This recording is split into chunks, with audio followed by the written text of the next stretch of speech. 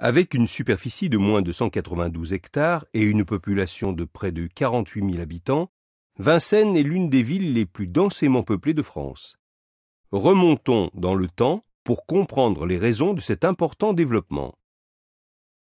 Jusqu'au XVIIe siècle, le territoire était constitué de deux entités distinctes.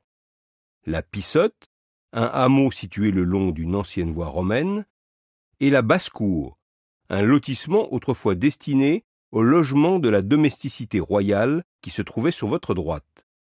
Jean Chapelot, directeur de recherche au CNRS. Pour comprendre la manière dont s'est créée progressivement la commune de Vincennes, il faut d'abord bien voir qu'il y avait devant le château, c'est-à-dire derrière nous, au nord, vers l'actuelle commune de Vincennes, ce qu'on appelle la basse-cour, c'est-à-dire une construction construite en même temps que l'enceinte du château, donc vers 1375 à peu près, qui faisait les 200 mètres de largeur du château au carré. Ce qui veut dire que la plus grande partie de ce que nous avons derrière nous était la basse-cour du château, dans laquelle se trouvaient les hangars pour le stockage de la nourriture, les forgerons qui travaillaient pour le roi, le four à chaud pour les chantiers et la domesticité.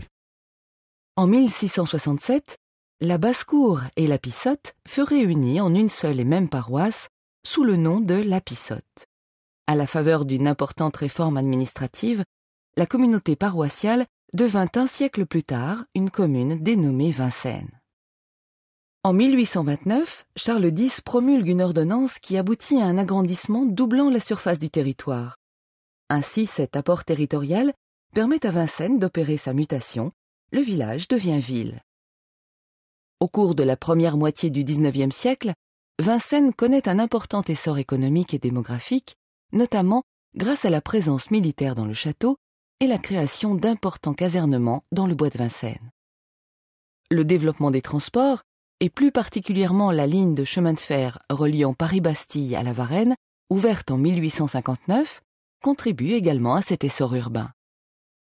À la même époque, l'aménagement d'une partie du bois de Vincennes en parc public attire une nouvelle population. Des bourgeois parisiens font alors édifier leur résidence de villégiature en bordure du bois. L'annexion par Paris en 1859 des communes formant aujourd'hui les 19e et 20e arrondissements a des répercussions importantes. Le déplacement de la barrière de l'octroi et la mise en place de règles sanitaires plus strictes amènent certaines manufactures à quitter la capitale pour s'installer extramuros, entraînant avec elles leurs ouvriers. Vous arrivez à présent à l'angle du château. Arrêtez-vous pour écouter le commentaire numéro 3.